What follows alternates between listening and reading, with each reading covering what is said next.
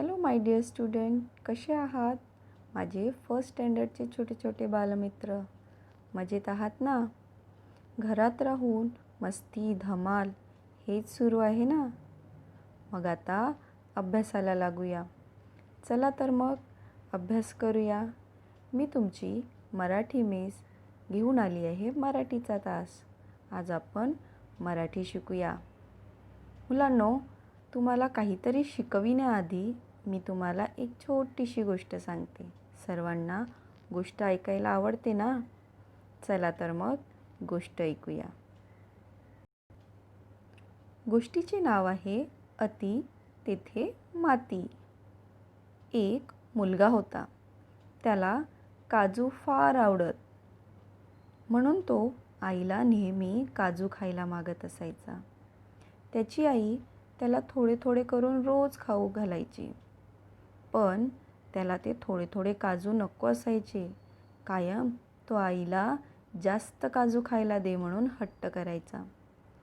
आई त्याला प्रेमाने समजावून सांगायची की बाळा, एका वेळी जर जास्त काजू खाल्लेस तर तुला पोटात दुखेल, तुलाच त्याचा त्रास होईल, म्हणून थोडे थोडेच काजू रोज खायचे. आईची ही समज कधीही त्या मुलाला आवडायची नाही, पटायचीच नाही मुळात. पण एक दिवस आई काही कामानिमित्त घराबाहेर गेली आणि या मुलाला घरात कुणीही नसल्याची एक संधीच मिळाली जणू. त्याने त्या संधीचा फायदा उचलत घरातील काजू काढण्यासाठी धडपड केली व ती काजूची बरणी काढली. त्याला वाटेल तेवढे, मन भरेल तेवढे त्याने काजू एकावेळी खाऊन घेतले. दुसऱ्या दिवशी त्याची मात्र तब्येत खराब झाली. त्याच्या पोटात खूप दुखू लागले आणि त्यावेळी त्याला समजले की आपल्याला आई जे समजावून सांगत होती ते आपण ऐकले नाही आणि त्याला त्याच्या एकावेळी काजू खाण्याचे पश्चाताप झाले. आपण आईचं ऐकलं असतं तर आपले पोट एवढे असे दुखले नसते, हे त्यावेळी त्याला समजले. तर मित्रांनो, आपण या गोष्टीवरून काय शिकलो आहोत? आपण या गोष्टीवरून हेच शिकलो आहोत, मोठी माणसे तुमचे हितचिंतक असतात, त्यांची आज्ञा पाळायची असते. जेव्हाही मोठी माणसं आपल्याला काही सांगत असतील तेव्हा ते आपल्याला ऐकायलाच पाहिजे. त्यामागे त्यांची काळजी, त्यांची चिंता हीच असते. मोठ्यांनी सांगितलेल्या प्रत्येक गोष्टीचे, आज्ञेचे पालन केले पाहिजे, हेच आपले पहिले कर्तव्य आहे. तर मुलांनो, कशी वाटली गोष्ट? होती ना मजेशीर? म्हणून आजपासून आपण सर्व मोठ्यांचे म्हणणे ऐकणार आहोत. विद्यार्थी मित्रांनो, मी सांगितलेल्या गोष्टीमध्ये जर तुम्ही निरीक्षण केले असेल तर या गोष्टीमध्ये किती अक्षर होते, किती शब्द होते आणि किती वाक्य होते? कोणी याचे निरीक्षण केले आहे का? तर नाही. या गोष्टीमध्ये किती अक्षर शब्द होते याचे निरीक्षण करता आले नाही. पण या गोष्टीमध्ये खूप अक्षरांपासून शब्द तयार झाले, खूप शब्दांपासून वाक्य तयार झाले आणि खूप वाक्यांपासून ही गोष्ट तयार झाली. हो मित्रांनो, अक्षरपासून शब्द, शब्दांपासून वाक्य आणि वाक्यांपासून काहीतरी फार मोठे असे लिखाण आणि वाचन होऊन जाते. म्हणून आज आपण या अक्षरांचा आधी परिचय करून घेऊया. आपण जे बोलतो, वाचतो, लिहितो हे अक्षरांच्या आधारावर. अक्षरांची जुळवाजुळव झाली की शब्द तयार होतात आणि या शब्दांचे वाक्य तयार होतात. प्रथम आपण अक्षरांकडे जाऊया. अक्षर हे विविध प्रकारचे आकाराचे असतात. या अक्षरांचा सराव करायचा झाला तर आपल्याला प्रथम काही आकारांचा सराव करावा लागेल. आकार हे विविध प्रकारचे असतात. काही भौमितिक म्हणजे जॉमेट्रिकल साईज. तर विद्यार्थी मित्रांनो, आपण इथे बघू शकतो की प्रत्येक अक्षर हे वेगळे दिसते, त्याचं स्वरूप वेगळं असतो. या अक्षरांना तयार करण्यासाठी विशिष्ट आकारांचा सराव करणे हे अतिशय गरजेचे आहे. जेव्हा आपण विशिष्ट आकारांचा अभ्यास करतो, त्यांचा सराव करतो, तेव्हा हे अक्षर लिहिणे तुमच्यासारख्या छोट्या छोट्या बालकांना हाताला एक प्रकारचे वळण लागते आणि अक्षर लिहिणे सोपे होते.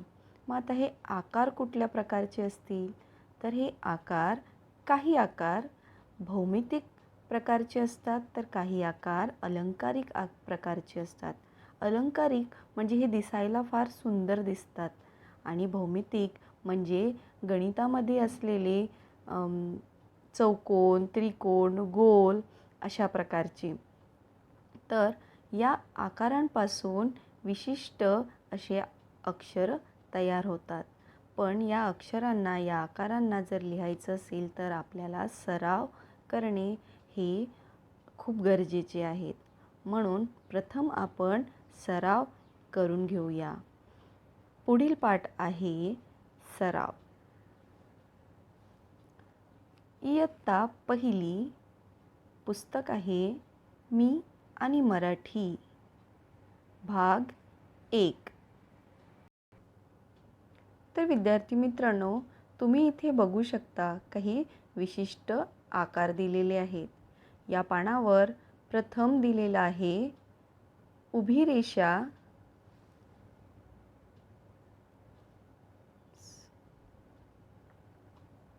विविध अक्षर, विविध आकार शिकण्यासाठी आपल्याला ही पुस्तक अवेलेबल आहे. पुस्तकाचे नाव आहे मी आणि मराठी, भाग 1 म्हणजे इयत्ता पहिली. या पुस्तकाच्या आधारावर आपण पुढील पाठ शिकणार आहोत. पाठाचे नाव आहे सराव. स्टुडंट, तुम्ही या ठिकाणी बघू शकता काही विविध आकार या ठिकाणी दिलेले आहेत आणि या आकाराचा आज आपल्याला सराव करायचा आहे. काही तुटक रेषा दिलेल्या आहेत. पहिली रेषा आहे उभ्या रेषा, त्याच बाजूला आडव्या रेषा दिलेल्या आहेत. यांना गिरवावं लागणार आहे, तेव्हाच आपल्या हाताला एक वळण येणार आणि लिखाण करण्यासाठी सोपं जाणार. म्हणून प्रथम आपण याला गिरवूया. ह्या तुटक रेषांना आपल्याला त्यावर गिरवायचे आहे. या प्रकारे इथे माझं तितकं परफेक्ट येणार नाही, पण तुम्ही पेन्सिली ज्यावेळी करणार तेव्हा ते परफेक्ट येणार. हे झाल्या आडव्या रेषा, पहिली उभ्या रेषा, मग आडव्या रेषा, उभ्या रेषा, आडव्या रेषा. तुम्हाला पेन्सिलद्वारे हे रेषा अगदी सुटसुटीत लिहायचे आहे आणि गिरवून घ्यायचे. मी तुम्हाला दाखवणार की पेन्सिलद्वारे जेव्हा आपण हे आकार गिरवूया तेव्हा ते कसे दिसतात ते मी तुम्हाला थोड्याच वेळात दाखवेल. आता तिरप्या रेषा, परत त्याला पेन्सिल घ्यायची आणि पेन्सिलने त्यावर गिरवायचं आणि सलग शेवटपर्यंत ते लिहत जायचं, ज्यामुळे आपल्या हाताला एक वळण येणार. असं याहीपेक्षा चांगल्या प्रकारे. त्यानंतर दुसऱ्या बाजूने, आता आपण या बाजूने उजव्या बाजूच्या तिरप्या रेषेला गिरवले आहे, तर आता डाव्या बाजूच्या तिरप्या रेषेला गिरवूया. ते पुढील प्रमाणे पेन्सिल घ्यायची, तुटक रेषेवरून गिरवायचं आणि पुढे असलेल्या रिकाम्या जागी लिहत जायचं.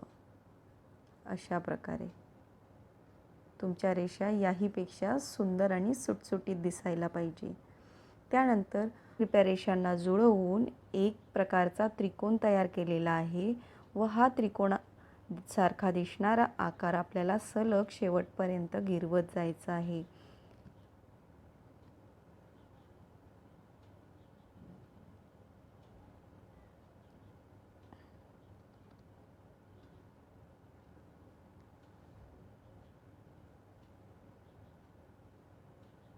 पेन्सिल घ्यायची व या पद्धतीने गिरवत जायचे. इथे माझं एवढं नीट होत नाही आहे, पण तुम्हाला पेन्सिलसोबत फार सुंदर असं लिखाण करता येईल आणि गिरवता येईल. मी तुम्हाला दाखवणार आहे पेन्सिलनी जर लिहिलं ते किती सुंदर आणि सुटसुटीत होतं. त्यानंतर त्याखाली आणखी एक आकार आहे जो कोनसारखा दिसतो. परत इथे जॉमेट्रिकल आकार देण्यात आलेला आहे. त्यालाही आपल्याला असंच गिरवायचं आहे.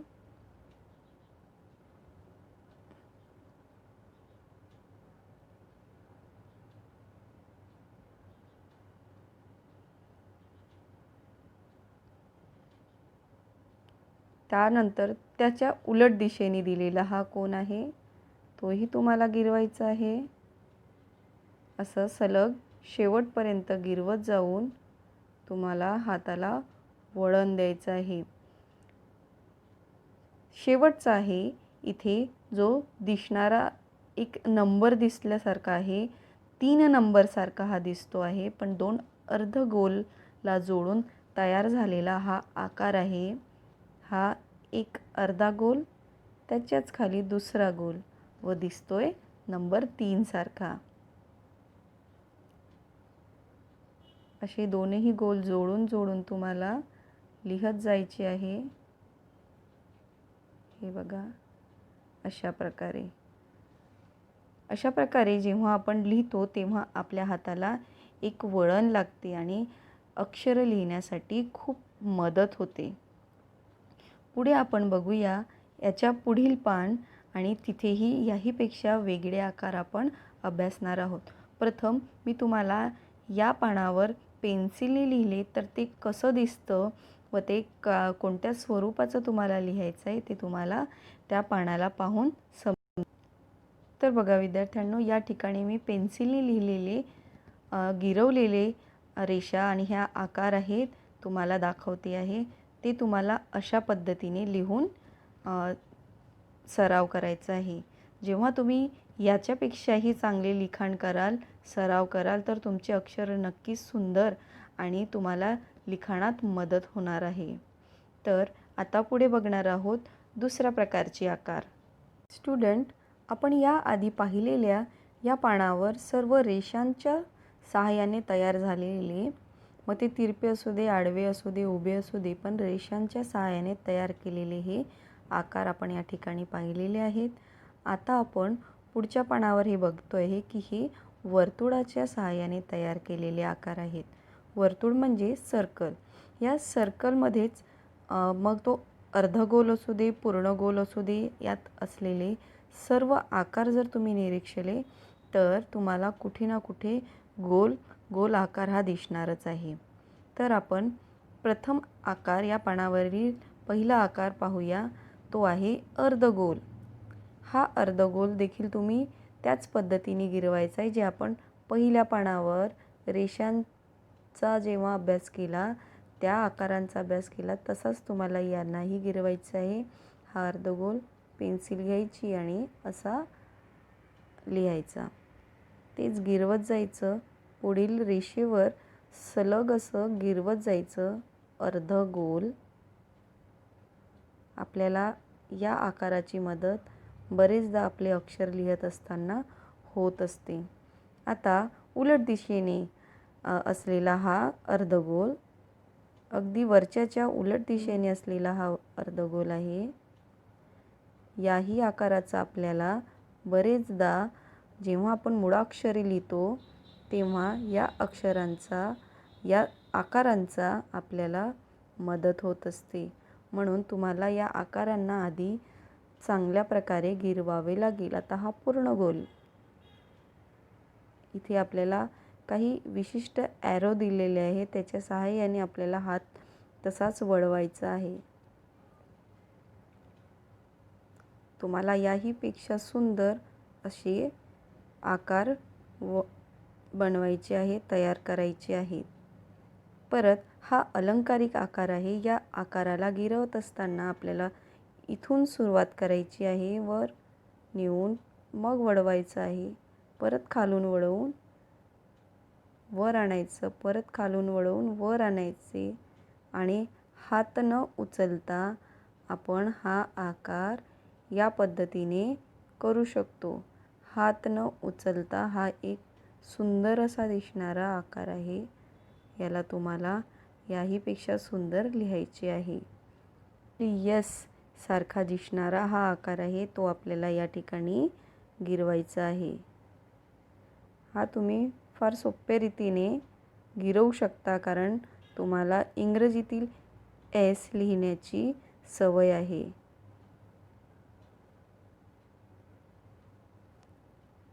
त्याखाली तुम्हाला काही अर्धगोल परत लंबवर्तुळाकारातील अर्धगोल या ठिकाणी जुळवून दिलेले आहेत. त्यांना सुद्धा आपल्याला गिरवायचं आहे. वरून घ्यायचं, खाली वळवून परत वर आणायचं, परत खाली वळवून वर, असं या पद्धतीने हाही आकार हात न उचलता आपण लिहू शकतो. त्यामुळे आपल्या हाताला एक प्रकारचे वळण लागते व लिखाणाची सवय होते. तेच उलट बाजूने दिलेला हा आकार आहे, त्याच्या अगदीच उलट आहे. तुम्हाला मी हेही आकार पेन्सिलने लिहिल्यावर कसे दिसतात ते मी तुम्हाला दाखवणार आहे आणि यातले काही आकार तुम्हाला गृहपाठाला देण्यात येणार आहे. तर बघा मित्रांनो, तुम्हाला या ठिकाणी कशा पद्धतीने हे आकार गिरवायचे आहे पेन्सिलने ते तुम्ही इथे समजून घेतलेले आहे. तुम्हाला यापुढे तुम्हाला मी दाखवते की पेन्सिलने लिहिल्यावर ते कोणत्या पद्धतीने. सो स्टुडंट, हे पेन्सिलने लिहिल्यावर हे आकार हे या पद्धतीने दिसतात. मी खाली मुद्दामच 3 आकार लिहिलेले नाही आहेत, ते तुम्हाला स्वतः लिहायचे आहेत. घरी तुम्हाला हे खालील दिलेले उर्वरित 3 आकार जे आहेत ते तुम्हाला गृहपाठाला असणार आहेत. तुम्ही आधीच यांना नीट बघून घ्या व तुमच्या वहीमध्ये लिहा. ह्या आकारांना गिरवत असताना तुम्ही लक्षात ठेवायचे आहे की कोणत्या पद्धतीने पुस्तकात दाखविलेले आहे आणि त्याच पद्धतीने तुम्ही ते लिहिणार आहात. सो स्टुडंट, आपण या ठिकाणी सराव अभ्यासलेला आहे. सरावमध्ये काय पाहिले तर विविध प्रकारचे आकार पाहिलेले आहेत. ते आकार आणि हे मुळाक्षरे, स्वर आणि व्यंजन हे वाचन केलेले आहेत. यावर आधारित तुम्हाला काही प्रश्नावली विचारणार आहेत, ती तुम्हाला सोडवायची आहे. प्रश्नावली म्हणजे काय तर क्वेश्चन्स विचारणार आहेत. त्या प्रत्येक क्वेश्चन्सला तुम्हाला 4 पर्याय दिले असणार आणि त्या 4 पर्यायापैकी एक योग्य बरोबर असलेला पर्याय निवडून तुम्हाला प्रश्नाच्या पुढे असलेला चौकटीमध्ये ते पर्याय लिहायची आहे. चला तर तुम्हाला ती प्रश्नावली कशी असेल याची थोडक्यात अभ्यासूया. स्टुडंट, ही प्रश्नावली अशी असणार आहे. यामध्ये तुम्हाला प्रश्न दिलेले आहेत, त्या बाजूला एक चौकट दिलेली आहे आणि सराव अभ्यासताना आपण जे आकार पाहिलेले आहेत ते आकार तुम्हाला या प्रत्येक ऑप्शनमध्ये दिसणार आहेत. प्रश्न काय दिलेले आहेत तर पहिला प्रश्न आहे, उभी रेषा कोणती? ए ऑप्शन आहे, बी ऑप्शन आहे, सी आहे आणि डी आहे. यामध्ये कोणता पर्याय जो आहे उभी रेषा विचारलेला आहे तो पर्याय निवडायचा आणि त्या बॉक्समध्ये उत्तर लिहायचं, तो पर्याय लिहायचा. त्याचप्रमाणे तुम्हाला प्रश्न दुसरा, तिसरा आणि चौथा हे सोडवायचे आहेत. 5वा देखील त्यातलाच आहे. प्रश्न आहेत, वर्तुळ आकार ओळखा. यातला वर्तुळ आकार ओळखायचा आहे. त्यानंतर आडवी रेषा कोणती? तिसरा प्रश्न आहे, आडवी रेषा कोणती? तेही तुम्हाला ओळखायचं आहे आणि त्यात तो ऑप्शन लिहायचा आहे. सराव लेखनातील तिरपी रेषा कोणती? यात तुम्हाला ऑप्शनमध्ये बघायचं आहे तिरपी रेषा कोणती आणि ते तुम्हाला पर्याय बॉक्समध्ये लिहायचं आहे. अर्धगोल आकार ओळखा. यातला अर्धगोल आकार कोणता आहे? जे आपण गोल आकारातील विविध आकार अभ्यासलो आहे त्यातला अर्धगोल आकार कोणता इथे विचारला आहे आणि त्याचा तुम्हाला ऑप्शन या बॉक्समध्ये लिहायचं आहे. प्रश्नही त्यातलाच आहे. त्यातही विचारला आहे की अंक 3 नंबर 3 सारखा दिसणारा आकार कोणता ते तुम्हाला ABCD या ऑप्शनमधून निवडून लिहायचं आहे या बॉक्समध्ये. त्यानंतर आपण बघणार आहोत काही चित्र दिसते आहेत आणि त्या चित्राच्या सहाय्याने तुम्हाला अक्षरं ओळखायची आहेत. इथे चित्र बघायचं आणि त्या चित्राचं जे नाव असेल त्याचं पहिलं अक्षर जे असेल त्या ऑप्शनमध्ये तुम्हाला दिसेल आणि ते या बॉक्समध्ये तो ऑप्शन लिहायचा आहे. तसंच दुसरंही चित्र बघायचं, त्याचं जे नाव आहे त्या नावाचा पहिला अक्षर जो असेल तो ऑप्शनमध्ये दिसणार आणि तो तुम्हाला या बॉक्समध्ये लिहायचा आहे. तिसरं आणि चौथं ह्याही प्रश्नांना तुम्हाला याच पद्धतीने सोडवायचे आहे.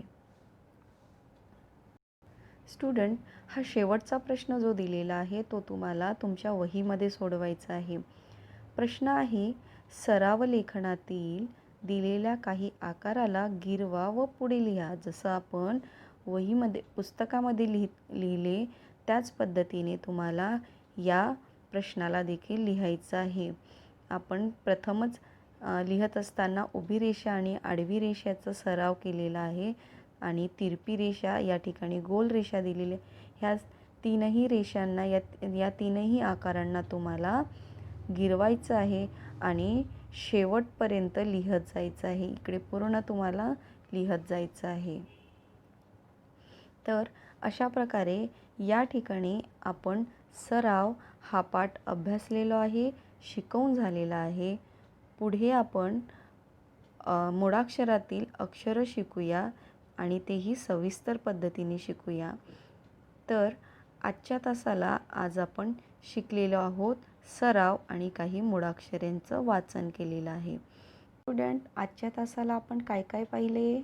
आजच्या तासाला आपण पाहिले सराव लेखन कसं करायचं, आकारांवर गिरवायचं कसं आणि आपल्या लिखाणाला सुंदर करायचं कसं हे शिकलेलो आहोत. त्याचबरोबरीने आपण मूळाक्षरांचं वाचन देखील केलेलं आहे. यावर आधारित मी तुम्हाला काही प्रश्नावली समजून सांगितले, ती तुम्हाला नीट सोडवायची आहे. दिलेला गृहपाठ करायचा आहे. तो गृहपाठ तुम्ही तुमच्या रफबुकमध्ये देखील करू शकता आणि प्रश्नावलीमध्ये एक प्रश्न दिलेला आहे शेवटचा, तोही प्रश्न तुम्हाला तुमच्या नोटबुकमध्ये लिहायचा आहे. हे गृहपाठ आणि प्रश्नावलीतला तो शेवटचा प्रश्न मी तुमचा तपासणार आहे, तेव्हा तो लिहायला विसरू नका. तर मुलांनो, आजचा हा तास या ठिकाणी शिकवून झालेला आहे, समजावून सांगितलं गेलं आहे आणि या ठिकाणी तो संपलेला आहे. तोपर्यंत पुढच्या तासाला आपण भेटूया. तोपर्यंत तुम्ही अभ्यास करत राहा, नीट राहा आणि आनंदित राहा. थँक्यू.